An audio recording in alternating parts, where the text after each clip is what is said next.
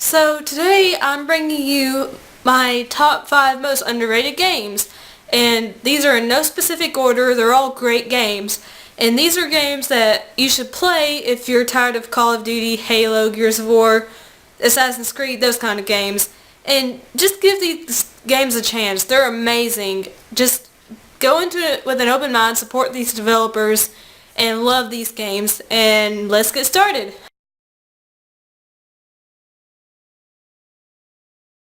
Number 5 is Vanquish. It's made by Platinum Games and it is amazing, okay? I like this game better than Gears of War. You're basically you wear a robotic suit and you work for DARPA, but it's the future and you're fighting robots and just giant mechs and stuff, and you can go super fast, you can throw cigarettes to distract people, and this game was severely underrated. It is excellent. And it's it's lengthy for a game. It's 5 to 6 hours, which some people will say that's not lengthy, but you get your times with it. Like, it's worth the time. And it's actually pretty difficult. Even on normal, it's pretty difficult. But this is by the same people who made Bayonetta, so you know it's made of awesome sauce.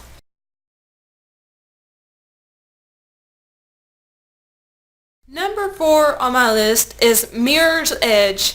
This was created by DICE, who made Battlefield, and this is a first-person game, but all you're doing is running, jumping, and occasionally you can do combat, which it's very unique and it's very simplistic. Basically, the only colors used in this game are white, red, black, and sometimes green, yellow, and orange. And red denotes where you can climb and run and jump, and it's very short, okay, but it's difficult, and some of the puzzles in this game are Portal level difficult. But this game is so amazing, and the cutscenes between chapters are comic book style, and they're amazing.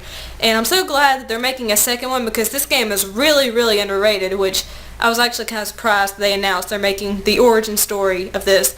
But if you haven't played Mirror's Edge, play it, because if you love parkour, if you love Assassin's Creed, or Portal, play this game. It deserves to be played, and Faith is just an amazing female character.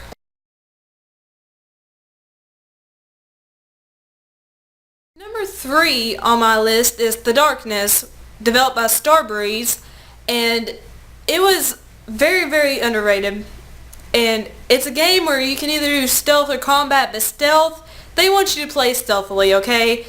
Because in this game, if you go in all guns blazing, you're gonna die a lot, and it's difficult, even on normal. But this game is so addictive.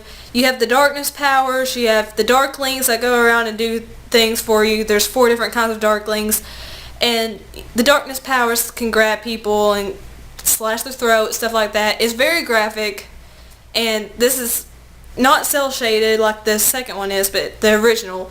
And it is very, very gory. There's a lot of language in it, but you'll love this game. It's very different from the shooters that are out there now, because you can do different things. You can shoot, you can use your tentacles, I forgot what they're called, and you can use your darklings, and stealth is encouraged. There are some great puzzles in this game, and if you stand under a light, it diminishes your health and energy, and the story is basically you're possessed by the darkness, and your girlfriend, something terrible happens to her, which I'm not going to spoil it, and then you're out for revenge, and you're a member of the gang, the mob, I would say, and you're out for revenge for your girlfriend's death.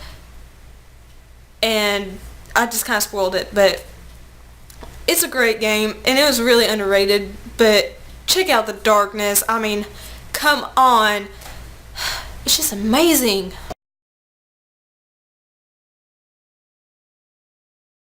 Number 2 on my list is Kingdoms of Amalur Reckoning, which 38 studios collapsed because this game did not sell well enough. But this was an excellent RPG. It kind of reminded me of Dragon Age Origins, and it was just amazing. Like, there were so many quests, and it took forever to complete the game.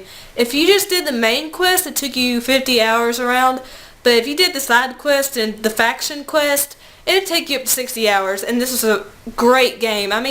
The mechanics are solid, the combat was great, the RPG leveling was phenomenal. This game was great, and it was so sad to see the studio collapse.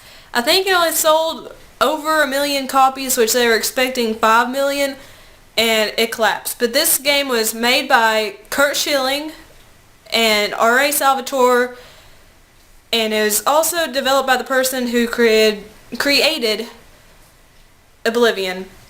So this game is a great RPG. If you haven't played this RPG, and you love RPGs like Oblivion, Skyrim, Dragon Age, play this game because you'll love it.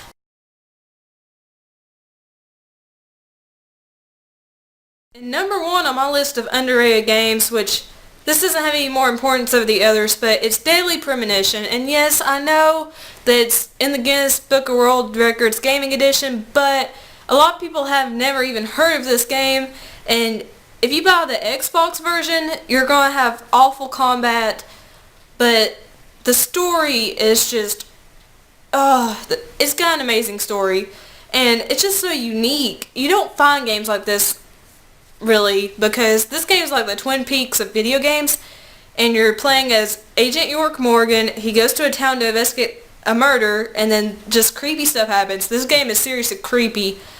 And it's just so unique because you have to shave, you have to change clothes, or it deducts from your pay. And it's open world. You can go to different people's houses, you can do side quests for them, and you get to play from different points of view sometimes. And the characters, oh my gosh, the characters make this game amazing. Just all the different characters, oh my gosh. And I did figure out who the killer was halfway through the game, but you might not if you play the game. I'm sorry, my voice just cracked at that, but it's amazing. And yes, the combat's a little wonky, the controls are wonky, but this is a true survival horror game because you have limited ammo unless you use your FBI handgun. You have to eat or else you'll get exhausted. You have a stamina bar, and there is one confusing thing about driving. Driving cars is terrible in the game, okay? It's terrible. And you have to fill it up with gas too, by the way. But if you put the sirens on the car and go like super fast, it drains your stamina for some reason. I don't get that, but you know, this game is so great that I can forgive its shortcomings, and you should try it. I suggest playing it on the PS3 because the director's cut, they smoothed over the controls and the combat somewhat, so it's more playable. But it came out on Xbox 360 first, so just whatever your choice of platform is, definitely play this game. Support Swery, the developer. He's amazing. And I can't wait for his new game, D4, to come out. Of course, a top 5 list wouldn't be complete without honorable mentions, and I have to give some honorable mentions to Spec Ops: The Line, which was an amazing shooter. It's different from other shooters because you could choose moral choices, and it had a very Bioshock feel to it, but it was great. It was made by Jaeger Entertainment. Wet, from Bethesda Softworks, which a lot of people said was terrible. I will admit that it got repetitive, but it was actually pretty fun. I mean, if you look over some of the flaws, it's a fun game, and the voice acting was pretty good in it. It had Eliza Dushku in it. I can't remember the other actors, but there were several big-name actors that voiced characters in this game. And Lollipop Chainsaw, which, yes, it's stupid, but it's stupidly fun. And this was made by Grasshopper Manufacture and by Suda51. It's crazy. You play a cheerleader who chops up zombies with her chainsaw, and you eat lollipops for health, and you carry around your boyfriend's decapitated head on your belt, and you get to meet Juliet's family. It's just great, and yeah, if you're a pervert, it rewards you for being a pervert, okay? And also, gotta give a mention to Enslaved Odyssey to the West, made by Ninja Theory. And this game did get a little repetitive with the platforming, but overall it was a great game, and the performances by Andy Serkis and Lindsay Shaw were amazing, and the story and the characters just gripped you. And I did get a little tired, like I said, of jumping so much, and the puzzles got a little repetitive too, like they were just the same, do this kind of puzzle, jump over here. But you need to play this game because of the story and the characters, and it's a beautiful game. And that's it for my most underrated games. What are your favorite underrated games? Let me know in the comments down below. And as always, if you like the video, click the like button. Subscribe to see more videos like this and other kinds of videos. And favorite if you liked it. And of course, I love you all. Peace and kisses. Bye.